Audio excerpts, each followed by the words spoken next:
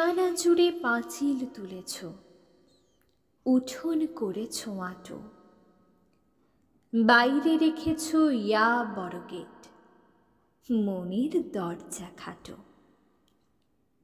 যতদিন ছিল হাড়িগুলো বড় পিসি কাকা কাকিমাতে, হাসিতে গল্পে দিন কেটে যেত ঝুলে ঝালে আলু ভাতে।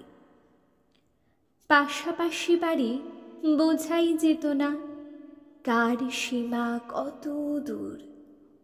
এ বাড়ির গান উঠোন পেরিয়ে ও বাড়ি তুলত সুর।